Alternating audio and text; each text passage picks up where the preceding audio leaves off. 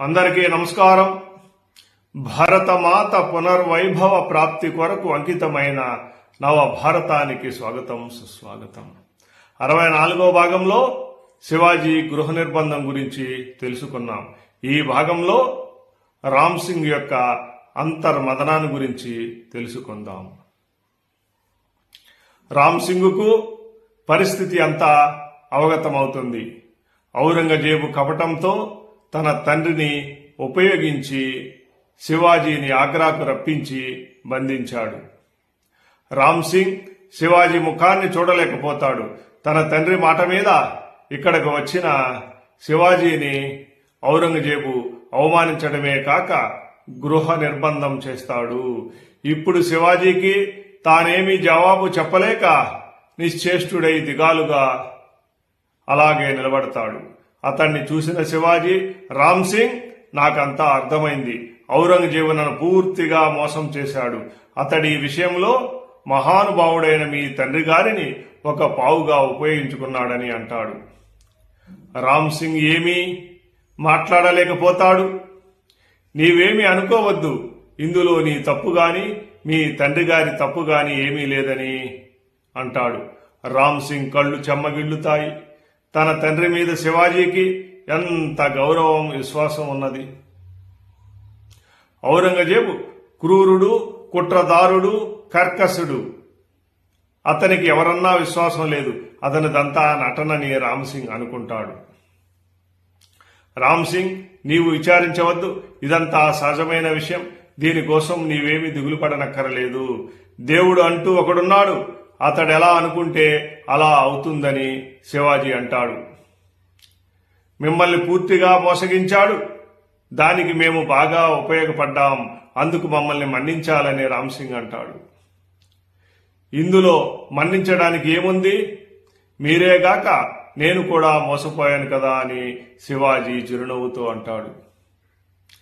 ఇంత ప్రమాదంలో కూడా అంత ధైర్యంగా ఉన్న శివాజీని చూసి రామ్ సింగ్ ఆశ్చర్యపోతాడు. అందువల్లే శివాజీకి ఇంత ప్రతిష్ట వచ్చింది. నేడు భారతదేశంలో ఉన్న హిందువులందరూ తమ విముక్తి కోసం అతని వైపు చూస్తున్నారని అనుకుంటాడు. శివాజీ వంటి మహావీరుడు తనకు అతిథిగా ఉండడం తన అదృష్టంగా భావిస్తాడు. కానీ శివాజీ ఈ విధంగా బంధింపబడడానికి తన తండ్రి గారే కారణమని, దేశమంతా ఆడిపోసుకుంటుందేమోనని భయపడతాడు. రాజ్గఢ్ కోటలో ఉన్న జిజియాబాయికి ఆగ్రా కోటలో శివాజీ బంధింపబడ్డాడని విని ఆమె హృదయం తల్లడిల్లుతుంది. స్వరాజ్యంలోని ప్రజలందరూ విచారిస్తారు. ఏ విధంగానైనా శివాజీని కాపాడమని భవానీమాతను ప్రార్థిస్తుంటారు. ఎంత బాధలో ఉన్నా స్వరాజ్యపు పాలనా వ్యవహారాలలో ఏ లోపము రానివ్వలేదు. దక్షిణ దేశంలోని స్వరాజ్యపు శత్రువులందరూ హమ్మయ్య అని ఊపిరి పీల్చుకుంటారు. ఇకపై శివాజీ పీడ శాశ్వతంగా వదిలిపోయిందని ఆనందిస్తారు. ఆనాటి ఉత్తర ప్రత్యుత్తరాలలో ఈ విషయం స్పష్టంగా కనబడుతుంది. శివాజీ నివాసం చుట్టూ కాపలా కాసే సైనికుల సంఖ్య క్రమంగా పెరుగుతూ పోతుంది. పిచ్చుకత్తులు ధరించిన మొఘల్ సేన నిరంతరం కాపలా కాస్తుంటుంది. ఈ నిర్బంధం నుంచి ఎలా తప్పించుకోవాలన్నదే ప్రస్తుతం శివాజీ ముందున్న ప్రశ్న. ఎంతటి ప్రతికూల స్థితిలో కూడా ఆయన బుద్ధి పదును తప్పలేదు. నిరాశ అంధకారాన్ని చీల్చుకుంటూ ఒక ఆశా కిరణం ఆయన మనసులో తలుక్కుమంది. తప్పించుకునే ఏ పథకమైనా ఫలించాలంటే మొదట శత్రువును నమ్మించాలి. రెండోది తనతో పాటు వచ్చిన వారి సంఖ్యను తగ్గించాలి. మొదట తనతో పాటు మహారాష్ట్రం నుంచి వచ్చిన అనుచరులంతా ఆగ్రా నుండి భద్రంగా బయటపడితే ఆ పైన తాను తప్పించుకోవడానికి వీలవుతుంది. కాబట్టి మరొకసారి శివాజీ పాదుషాకు దరఖాస్తు పెట్టుకుంటాడు.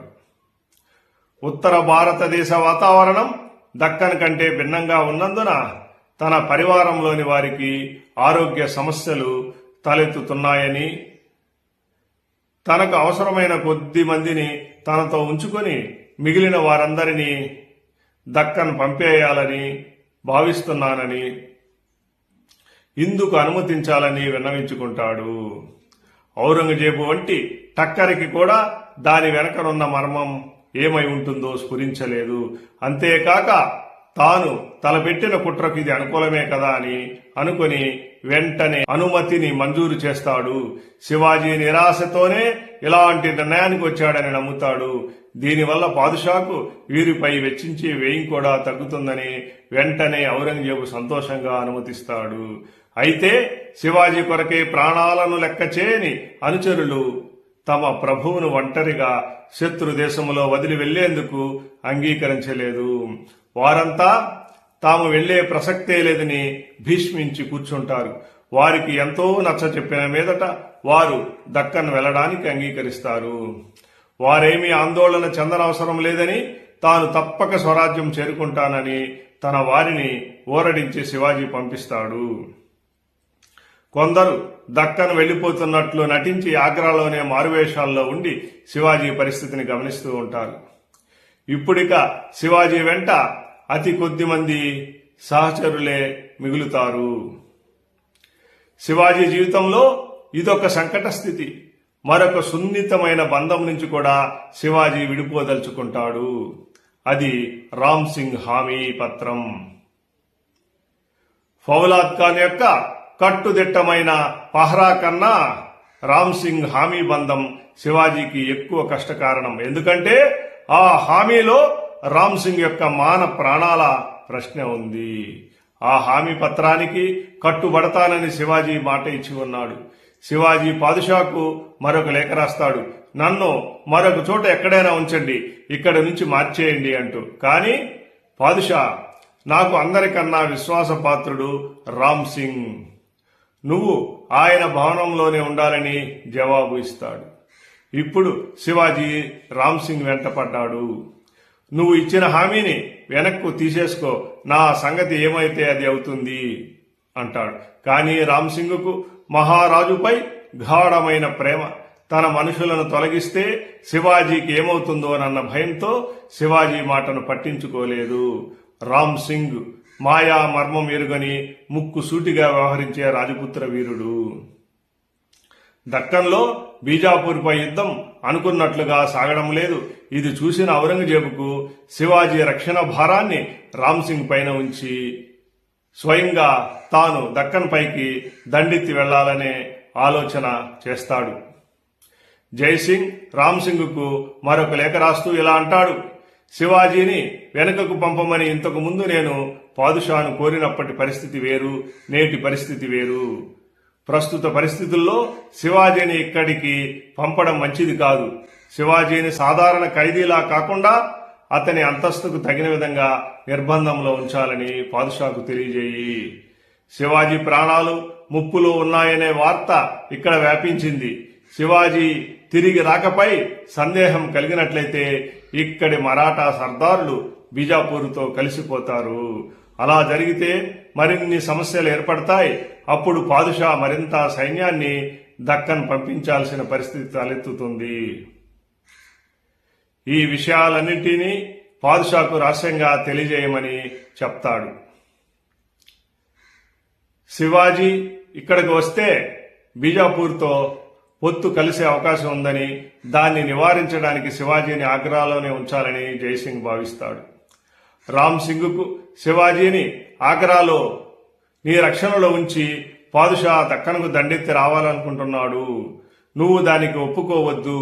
పాదుషా దక్కన్ రాదలిస్తే నువ్వు కూడా ఆయనతో రమ్మని శివాజీ బాధ్యతను నెత్తికెత్తుకోవద్దని తెలియజేస్తాడు. ఎందుచేతనో మరి ఔరంగజేబు మహారాష్ట్ర వెళ్లే ప్రయత్నాన్ని విరమించుకుంటాడు. తండ్రి లేఖను చూశాక రామ్ సింగ్ తాను శివాజీ విషయమై ఇచ్చిన హామీని ఉపసంహరించుకుంటున్నట్లు పాదుషాకు లేఖ రాస్తాడు. ఔరంగజేబు కూడా అందుకు సమ్మతిస్తాడు. అయినా శివాజీ రక్షణకు ఉంచిన రాజపుత్రులను రామ్ సింగ్ తొలగించలేదు. ఔరంగజేబు మీద ఒత్తిడి పెంచడానికి శివాజీ నుంచి అర్జీలు వెళుతూనే ఉంటాయి. నేను సర్వసంగ పరిత్యాగం చేసి సన్యాసం పుచ్చుకోవాలని అనుకుంటున్నాను, అందుకోసం కాశీకి వెళ్లేందుకు అనుమతించవలసిందని ఔరంగజేబుకు తెలియజేస్తాడు. దానికి సమాధానంగా నువ్వు పకీరువై అలహాబాద్ కోటలో సుబేదారు బహదూర్ ఖాన్ రక్షణ కింద ఉండు అని జవాబిస్తాడు. ఆ సమయంలోనే ఆగ్రాలో ఫిదా హుస్సేన్ అనే సర్దారు ఒక భవంతిని కట్టుకుంటున్నాడు. ఆ నిర్మాణం పూర్తి కావస్తోంది. ఆ భవంతి పైన పాదుషాకు ప్రీతి కలిగింది. ఎందుకంటే బుర్రలో ఒక క్రూర పథకం మెదలుతోంది. శివాజీని ఆ భవంతిలో సజీవ సమాధి చేసి చనిపోయాక పుర్రెను ఒక వెండి పెట్టెలో భద్రపరచాలని నిర్ణయించుకుంటాడు. తన కుట్రను రహస్యంగా అమలుపరచాలని భావిస్తాడు.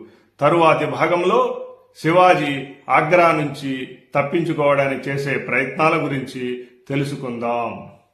ఈ వీడియో మీకు నచ్చినట్లయితే లైక్ చేయండి, షేర్ చేయండి, మీ బంధుమిత్రుల చేత సబ్స్క్రైబ్ చేయించండి.